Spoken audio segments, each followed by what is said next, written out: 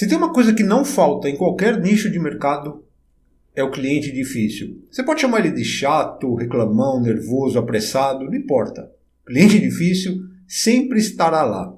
E se você acha que cordialidade, educação, boa vontade são suficientes, você está redondamente enganado. É claro que isso é importante, mas não é suficiente.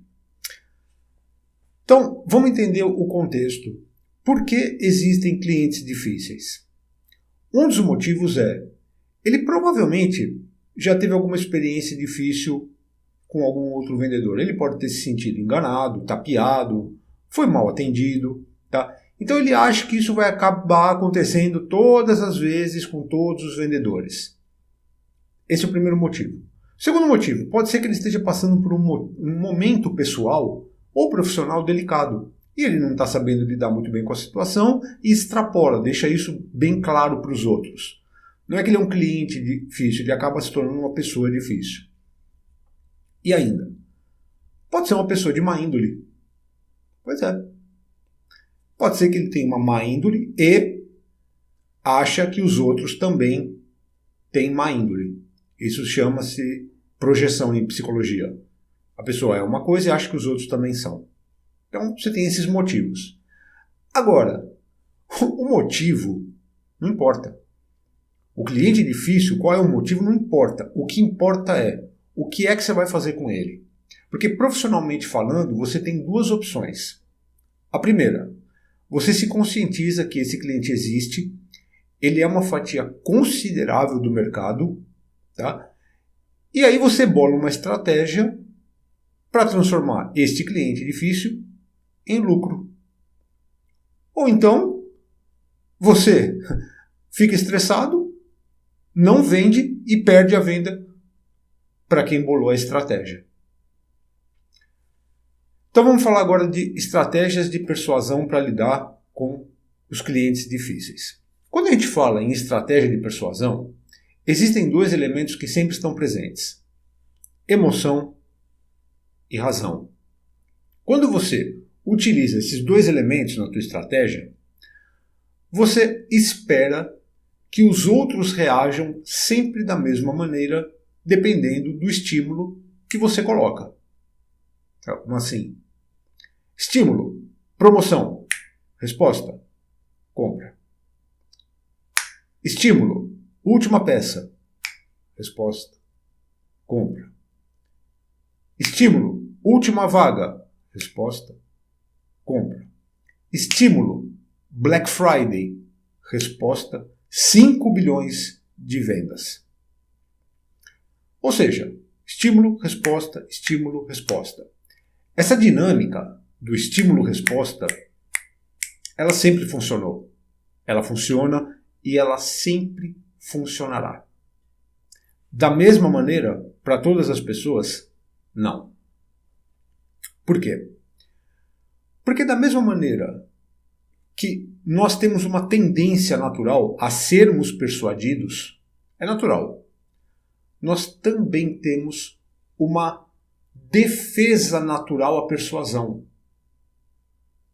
Se por um lado somos persuadidos, por outro temos uma defesa, um mecanismo de defesa da mente para a persuasão.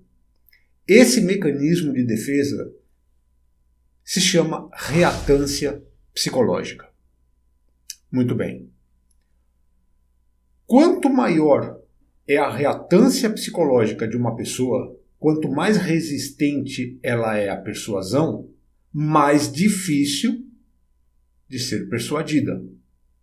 Quanto maior a reatância, mais difícil de ser persuadida. E, portanto, um cliente mais difícil. Como isso vai se exteriorizar, se ele vai ser chato, se ele vai ser exigente, reclamão, não importa. O que importa é que ele tem uma alta reatância psicológica, pelo menos naquele momento. Ele é mais difícil realmente de ser persuadido. Tá? Agora eu vou te explicar como é que funciona a reatância psicológica na mente das pessoas. Todo mundo quer ter liberdade de escolha. Você quer ter liberdade para fazer aquilo que você quer. Então, primeira coisa.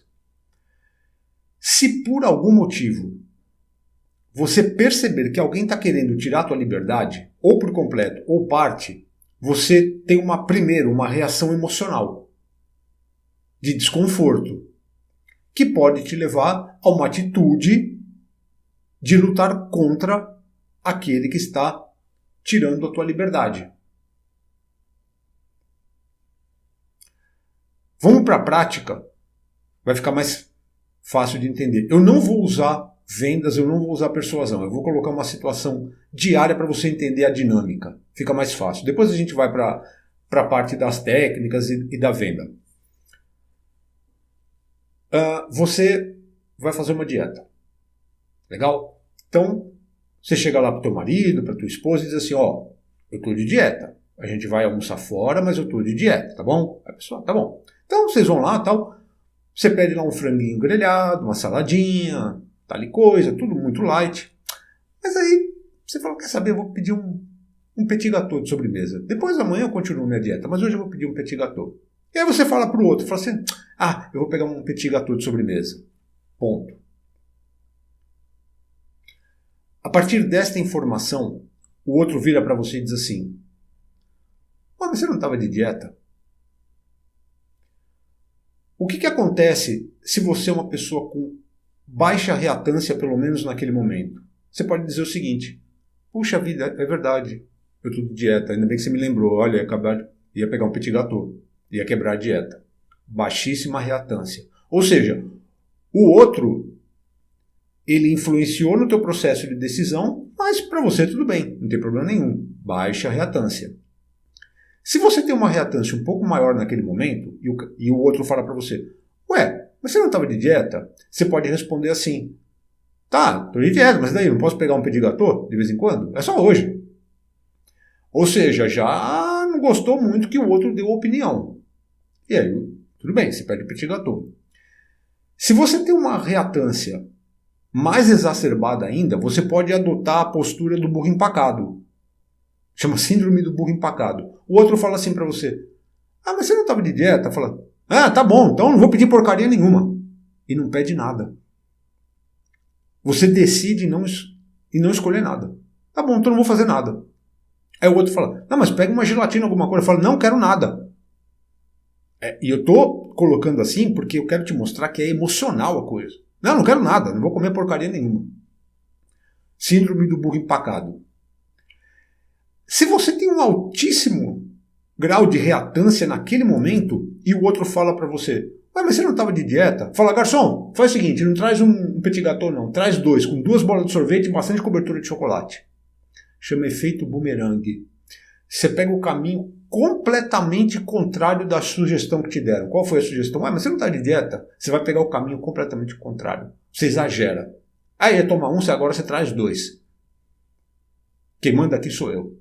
Altíssimo grau de reatância. Então, eu gosto de colocar situações diárias para você sentir emocionalmente o que é isso.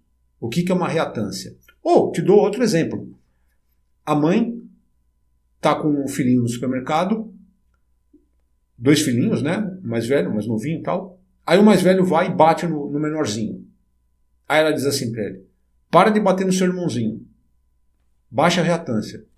Ele para de bater. Altíssima reatância. A mãe vira as costas, ele vai lá e espanca a criança. Aí que ele bate mesmo. Por quê? Não. Eu tenho a liberdade de escolha de bater ou não. Então esse processo de reatância psicológica, ele não está só em vendas, ele está em tudo que é lugar, com tudo que é gente. Tá? Mas eu estou colocando no dia a dia para você entender como é que funciona essa mecânica. Agora vamos para a parte de persuasão e vendas, que é o que nos interessa. O cliente, ele também quer ter a sensação de liberdade de escolha. Ou seja, ele quer escolher aquilo que ele quer e não aquilo que você quer vender para ele. E quando você pega um cliente que tem uma reatância psicológica muito exacerbada, muito alta, e ele passar pela cabeça dele que você está tentando vender alguma coisa para ele, forçar alguma coisa, ou mesmo aplicando uma determinada técnica que ele perceber que é uma técnica, o que acontece? Ele pode abandonar a compra. Lembra da postura da síndrome do burro empacado? Abandona a compra. Ou ainda, ele pega um efeito bumerangue e acaba adotando uma postura hostil contra você. E muitas vezes você fica lá se perguntando, cara, o que eu fiz? Você não consegue entender? Você falou, eu apliquei a técnica, fiz tudo direitinho, fui cordial, etc, etc, e o sujeito simplesmente abandonou a compra, ou até me tratou mal, foi embora, virou as costas. Reatância psicológica. Aí pode surgir a seguinte questão, ué, André, mas se eu apliquei uma técnica de persuasão e pode acontecer isso com um cliente que tem alta reatância psicológica e eu não consegui sacar, eu não posso aplicar técnica nenhuma para ele? Com esse tipo de cliente difícil? Não só pode, como deve. Mas não é qualquer técnica de venda. Tá? Para esses casos específicos, neste caso específico, cai como uma luva, tá, as técnicas que envolvem a psicologia reversa, onde uma ordem é dada em forma de sugestão, não ordem, sugestão, tá? E a ideia dessa sugestão é que o outro faça exatamente o contrário daquilo que você pediu para ele. Se você quer um resultado positivo, você vai pedir algo negativo. Se você quer algo negativo, você vai pedir algo positivo. E isto funciona com perfeição. Eu separei agora para você, para essa aula, para esse vídeo, 4 técnicas que estão baseadas na psicologia reversa, tá? Eu quero que você aplique essas técnicas nos seus atendimentos. Depois, se você puder vir aqui ou mandar mensagem para me dizer, olha, eu apliquei tal técnica, eu tive determinado resultado, tá? Eu acredito que você vai ficar bem contente, porque elas realmente são técnicas excepcionais, tá? Vamos para a primeira técnica. A primeira técnica é chamada de apelo à identidade. Então, o que é apelar à identidade? Presta bem atenção nisso. Você vai dizer para o seu cliente que ele não é quem ele é. Olha isso. Você vai dizer para ele que ele não é quem ele é. Então você diz assim, por exemplo, seu cliente, eu acredito que o senhor, como todo bom pai que preza pela saúde dos filhos, entende a necessidade de adquirir um bom plano de saúde, não é mesmo? Está aplicada a técnica. Vamos destrinchar. Senhor cliente, eu acredito que o senhor, como um bom pai, ponto, um bom pai, parte do princípio que o cliente acha que também é um bom pai, entende a necessidade de adquirir um plano de saúde para os seus filhos. Qual é a mensagem inconsciente que o cliente capta? Então, se eu não adquirir um bom plano de saúde para os meus filhos, eu não sou um bom pai. Ou seja, você apelou à identidade de pai dele. Eu acredito que o senhor, sendo um bom pai, entende a necessidade de um bom plano de saúde para os seus filhos. E aquilo incomoda ele. Como é que ele faz para se livrar desse incômodo? Ele adquire o plano de saúde. Porque ele não quer carregar nas costas o fardo de não ser um bom pai, porque mexeu com a identidade dele. Percebe? Um outro exemplo. Senhora cliente, eu acredito que a senhora, sendo uma mulher elegante, sofisticada, empresária de sucesso, entende a necessidade de uma joia exclusiva, principalmente quando a senhora vai participar de uma reunião de negócios. Pronto, eu apelei para a identidade dela. Senhora elegante, sofisticada, uma mulher de negócios, vai participar de uma reunião e entende que é necessário ter uma joia exclusiva, não uma bijuteria, qualquer coisa. Novamente, qual que é a mensagem que ela capta de forma inconsciente? Isso tudo é inconsciente. Poxa, se eu for para uma reunião de negócios com uma bijuteria, eu não vou ser bem vista. Eu tenho que ir com uma joia exclusiva. E como é que eu faço? Eu compro a joia exclusiva. Então a ideia é sempre mexer na identidade da pessoa para fazer com que ela sinta a necessidade de comprar aquilo. Porque se ela não comprar, a identidade dela fica prejudicada. Você entendeu? Eu estou indo bem devagarinho assim para você entender como é que isso funciona. Então como é que você faz? Você tem que apelar para a identidade do teu cliente. De que forma que você faz isso? Agora você tem que sentar e falar, peraí, deixa eu ver o que eu tenho para oferecer, como é que eu posso apelar para a identidade do meu cliente. É uma fórmula. É uma fórmula. É sentar e bolar, falar, vou fazer isso aqui com o meu cliente. Seu cliente, eu acredito que o senhor, sendo tal, tal, tal, a senhora sendo tal, tal, tal, entende que a necessidade de comprar o meu produto, porque senão, papapá, papapá. Escreve, é uma fórmula. Achou a fórmula? Aplica. Lembra? Estímulo e vê qual é a resposta. Estímulo, vê qual é a resposta. Legal? Vamos para a segunda técnica. A segunda técnica é chamada de reforço de autonomia. O que é reforçar a autonomia? Você vai deixar bem claro para o teu cliente que todo o poder de decisão, todo o poder de escolha é dele. Você não manda nada. Ele escolhe tudo. Mas, se der errado, qualquer consequência negativa de uma decisão errada que ele tomou, a culpa é dele. Então, como é que você faz isso?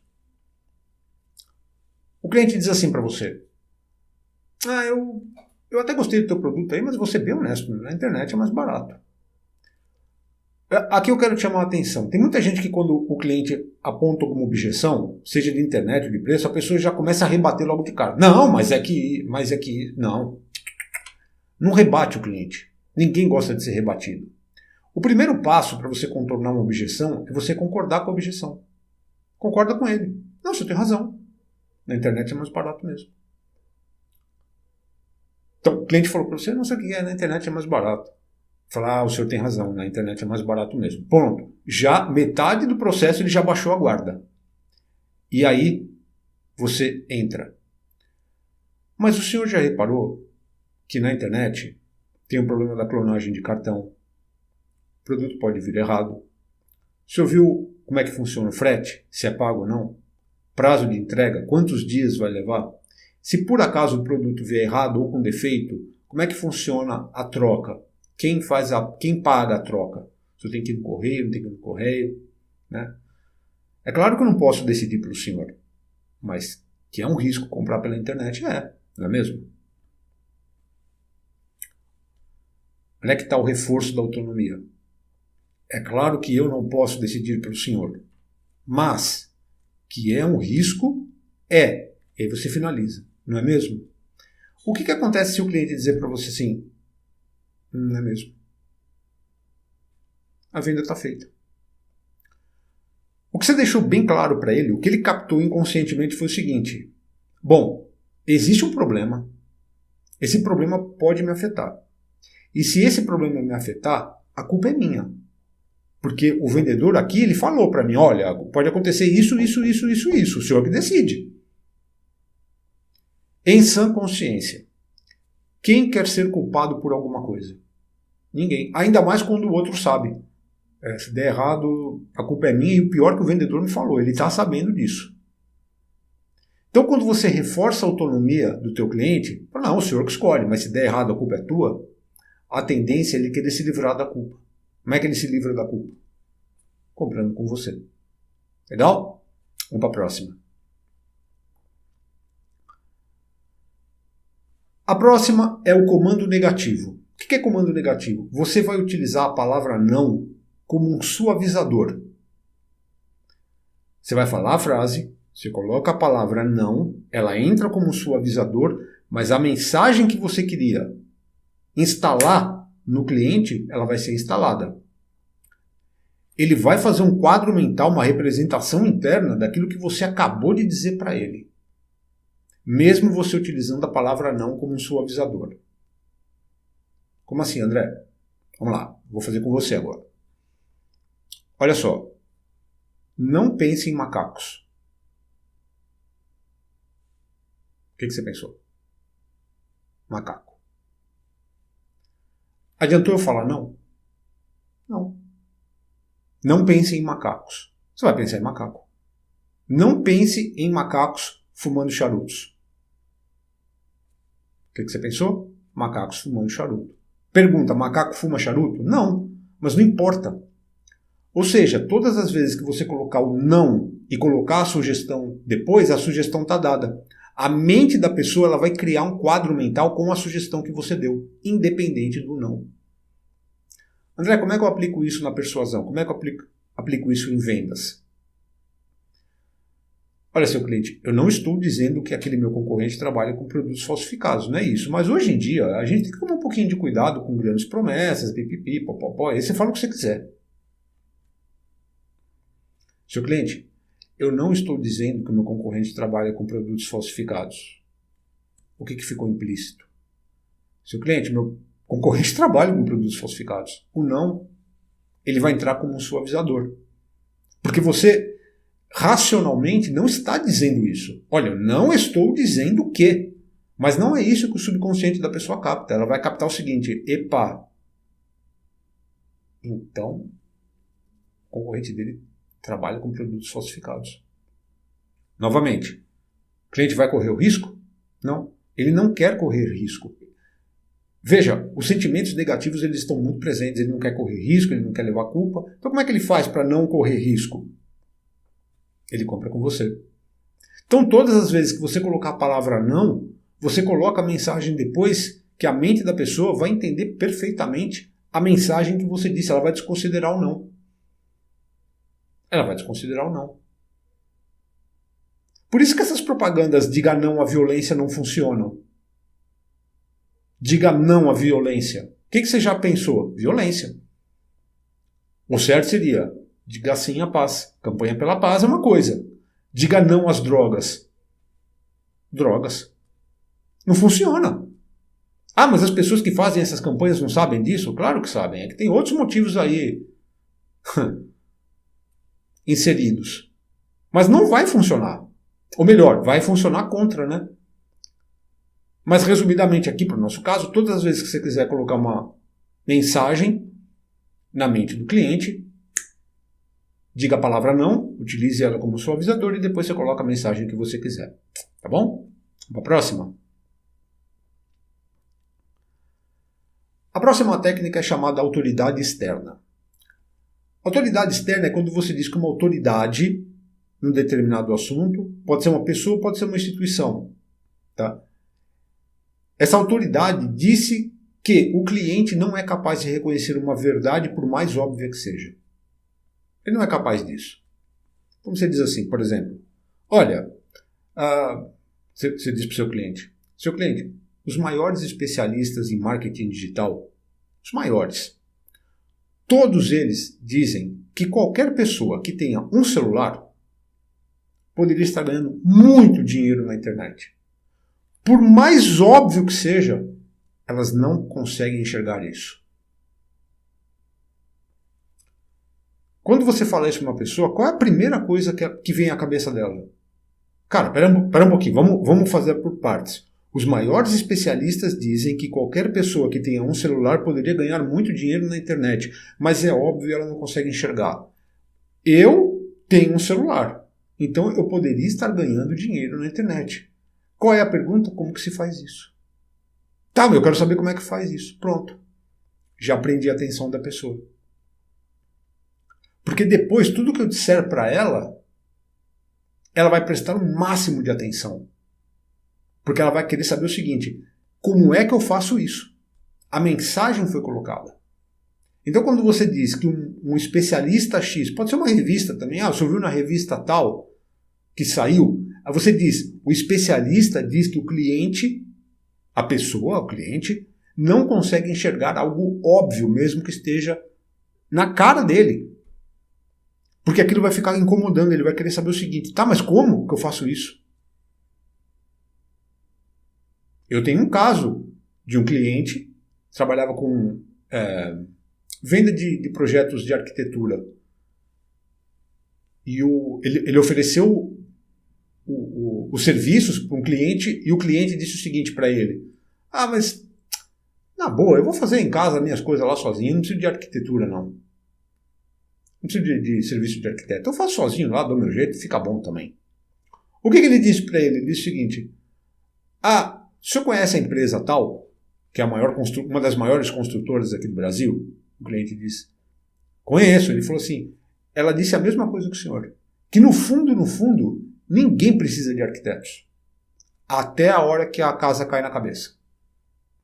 Falou num tom de brincadeira, só que aquilo ficou na mente do cliente. Ele falou: cara, será que eu corro o risco de fazer alguma coisa na minha casa sem eu entender muito bem e, sei lá, cair alguma coisa e tal? Tá? E depois ele me contou que esse cliente voltou e fechou com ele. Por quê? Porque ele colocou a mensagem. Ele concordou. Não precisa de serviço de arquitetura? Não. As maiores construtoras, no caso, a autoridade, diz que também não precisa, né? Até a hora que cai tudo. Ou seja, é óbvio que se você não contratar um serviço de arquitetura, a tua casa vai cair. Mas você não consegue enxergar isso. Aí o cliente, opa, novamente, eu não quero passar por essa situação. Então, como é que ele faz para não passar por essa situação negativa? Ele contrata o serviço de arquitetura. Legal? Bom, foram aí 4 técnicas baseadas na psicologia reversa, tá? Então a ideia é que você reveja o vídeo, anota, aplica no teu nicho de mercado, no teu negócio, na tua realidade, tá? Vê qual delas te dá mais retorno, sempre focado em números, não fica no achismo, apliquei e deu retorno, apliquei e deu retorno. Tá? Ou de repente se todas dão retorno. Tá? E independente do que eu te ensinar aqui nas aulas, tá? Nunca fica no achismo, gostei da técnica ou não gostei. Aplica no teu dia a dia. Transforma esse conhecimento em atitude. Porque aí você vai desenvolvendo a tua habilidade. Tá? Não somente para esse vídeo, mas para todas as técnicas que eu passo aqui na internet. Tá bom? Eu agradeço bastante você ter ficado comigo até o final do vídeo. Eu espero ter te ajudado de alguma forma. E se Deus quiser, a gente se encontra brevemente. Tá bom? Até lá. Fica com Deus e um grande abraço.